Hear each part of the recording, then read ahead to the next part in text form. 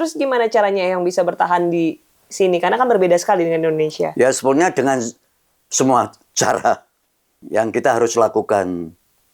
Kita harus aktif di dalam kehidupan, ya. Dan kita harus menjaga kesehatan. Kita harus sibuk dan sebagainya. Tapi susah kalau orang itu cinta tanah air dan tidak bisa ke sana, ya. Dan kita begitu jauh. Dan di sini kehidupannya lain daripada tanah air. Susah untuk diceritakan itu. Kasih contoh beberapa yang, biar kita juga bisa merasakannya. Contoh, saya di sini waktu itu tidak sendiri. Saya bersama kawan-kawan yang berkeyakinan sama. Dan antara kami terbentuk suatu persahabatan dan suatu kebersamaan yang kuat sekali. Kita saling menjaga satu yang lain, kita saling bantu-membantu. Dengan persatuan itu kami menjadi kuat. Dan bagaimana caranya Eyang bisa menjalani hidup secara normal di Praha saat itu?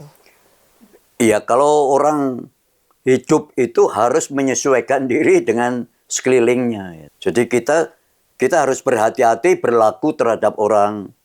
Ya, kita harus lebih baik daripada orang-orang setempat. Kita harus menjaga supaya orang-orang itu tidak bisa mengira bahwa kita orang yang tidak bermoral, ya, orang yang malas, macam-macam, ya. Dan itu timbul daripada diri kita masing-masing. Bagaimana cara melawannya. Eyang kan asalnya dari Magelang, ya? Tidak. Dari mana? Keluarga nenek moyang saya dari Magelang, tetapi saya dilahirkan di Madiun.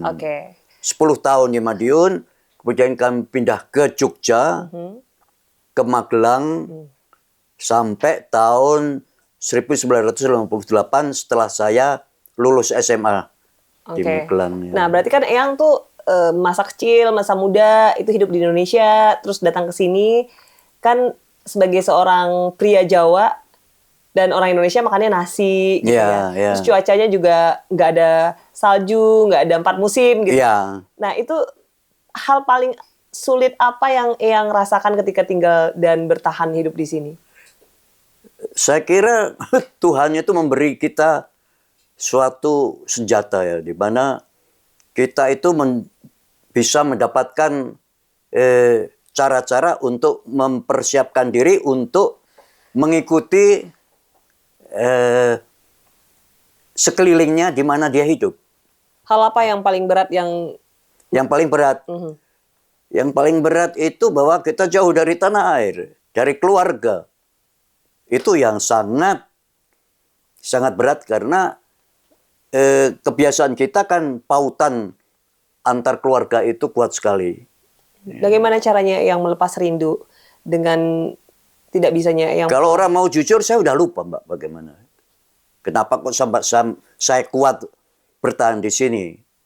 Tapi itu mungkin memang Tuhan yang membantu kita, ya. Kita tidak tahu. Kalau yang lagi kangen, biasanya ke Indonesia tuh apa yang lakukan?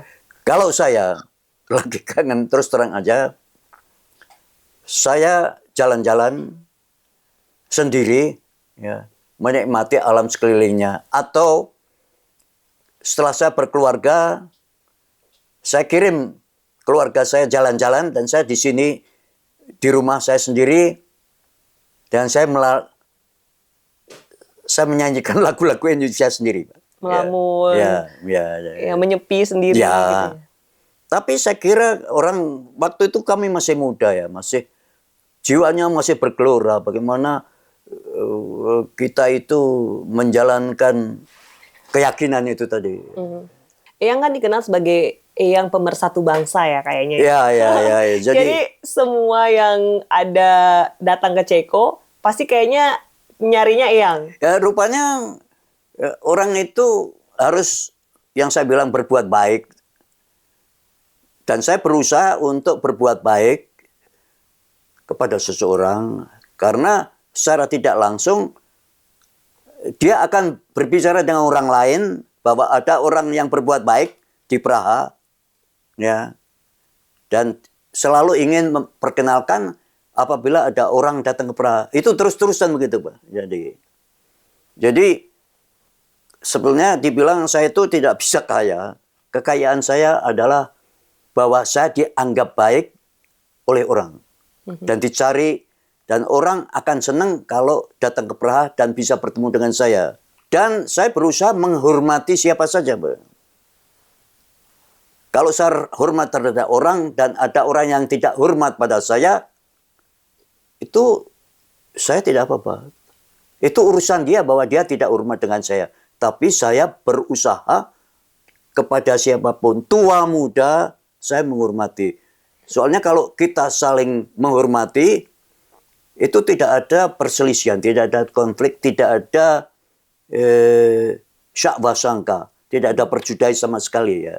Mungkin karena banyak ketemu orang muda, ngumpul sama orang muda, jiwa Eyang tuh... Betul, betul. Itu saya tidak mempunyai waktu untuk berpikir kapan saya akan meninggalkan dunia yang fana ini. Karena saya enjoy dengan anak muda yang energinya muda.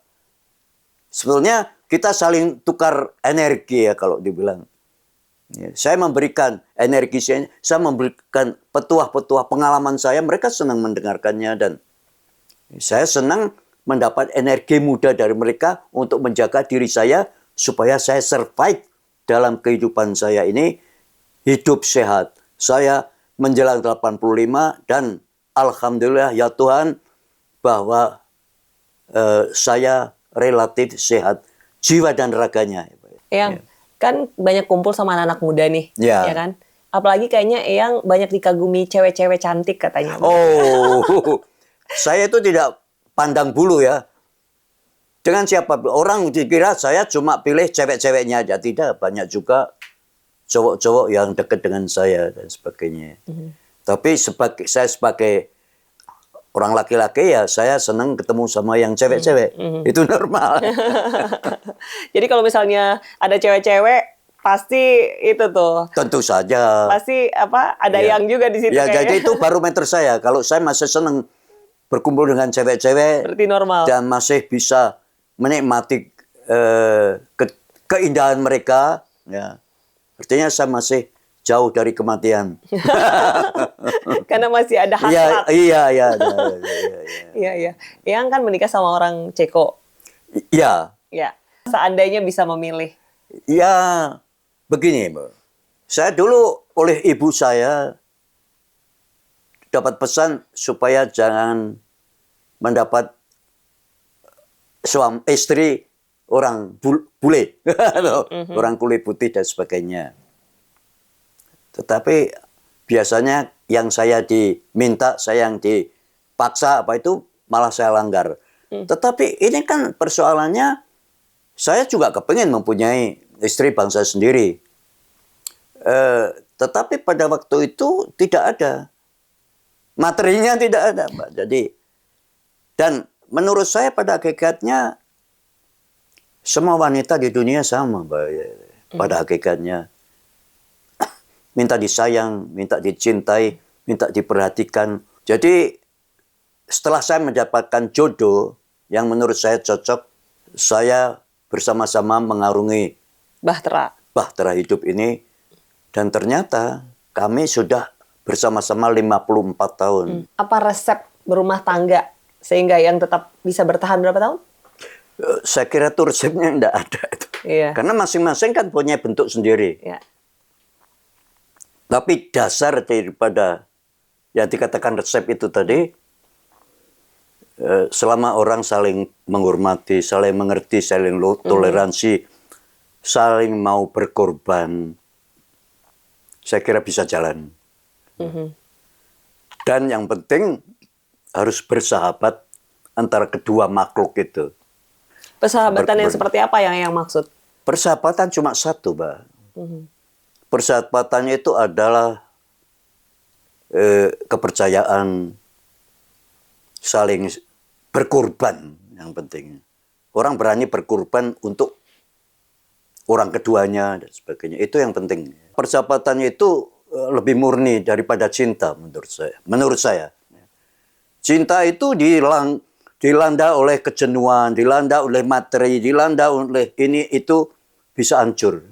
Tapi persahabatan yang sejati itu tidak melawan badai apapun, dia akan tetap bersahabat. Kalau yang murni betul ya. Nah, itu penting untuk yang dibilang suami istri itu. Dan di sini juga ada faktor membentuk keluarga, punya anak, cucu dan sebagainya. Ya. Tapi saya bilang, saya kira semua orang tahu bahwa kehidupan antara dua makhluk itu, aduh, bukan main. Ya. Banyak sekali liku-likunya sebenarnya. Dan kalau perkawinan campur, berhubung masing-masing mempunyai latar belakang kehidupan sendiri-sendiri, itu liku-likunya lebih rumit. Tapi mungkin terjadi dan mungkin sejahtera. Nah itu. Jadi yang maksud ini adalah persahabatan di atas ranjang ya? Iya, jadi di sini kan orang itu kadang-kadang was-was karena tidak tahu ya bahwa itu bisa terjadi. Ya. Apa spesialnya berhubungan sama orang Indonesia? Maksudnya wanita Indonesia itu di mata Eyang tuh, wanita Indonesia di mata Eyang tuh seperti apa? Menurut saya sampai sekarang pun kita harus tetap berjuang. Ya, kenapa? Meskipun sudah diakui bahwa ada pengakuan pelanggaran HAM berat dan sebagainya.